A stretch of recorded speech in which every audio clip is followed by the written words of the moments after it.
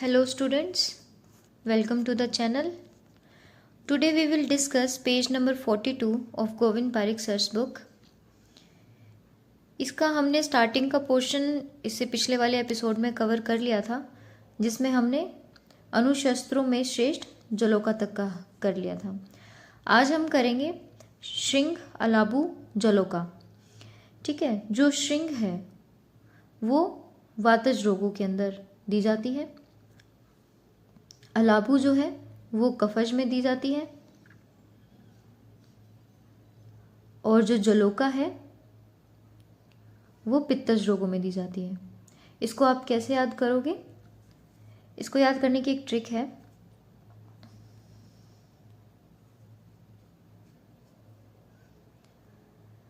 आपको याद रखना है जलोका और पित्त।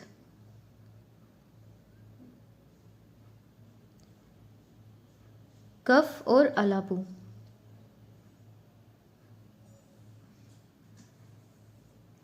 वात और श्रृंग। तो विष जेपी का, विष जेपी का। ठीक है ना। तो वातज रोगों के अंदर श्रृंग का यूज करेंगे, पित्तज रोगों में जलोका का यूज करेंगे, और कफज रोगों में अलाबू का यूज करेंगे। इस तरीके से आप ये तीन जो हैं, श्रृंग, जलोका और अलाबू, आप इसको याद कर सकते हो। अब ये देखिए, श्रृंग जो है, अगर हम श्रृंग से रक्त मोक्षण कराते हैं तो 10 अंगुल तक रक्त मोक्षण करती है, और श्रृंग की अगर लंबाई की हम बात करें तो 18 अंगुल लंबा और 3 अंगुल उसकी परिधि होती है।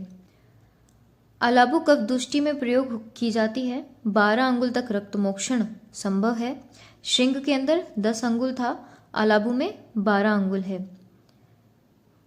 अलाबू की डायमेंशंस अगर हम देखते हैं तो 12 अंगुल लंबी और 18 अंगुल चौड़ा, ये क्या है? अलाबू का डायमेंशन है।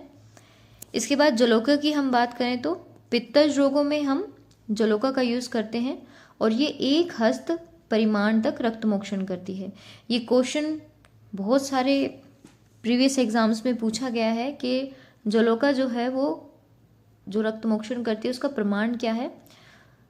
तो वो है 1 हस्त परिमाण तक वो रक्त मोक्षण करती है। अब हम आते हैं अंग उत्पत्ति।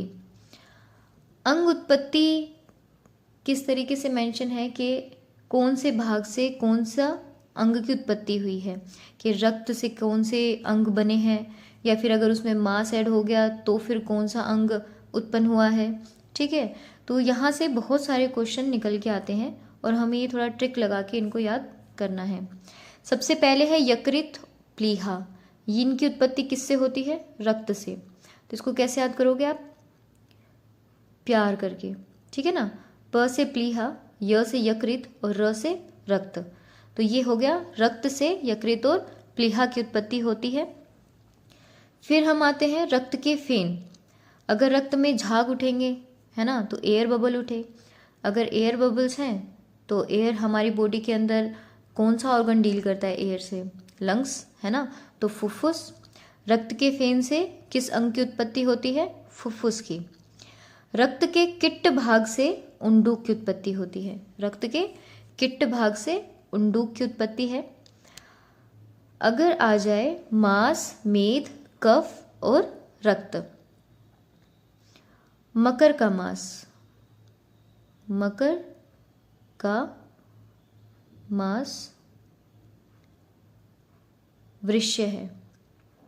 मकर का मांस वृष्य है। इस तरीके से आप याद कर सकते हो कि मेद, कफ, रक्त और मांस, इन 4 से क्या बनता है?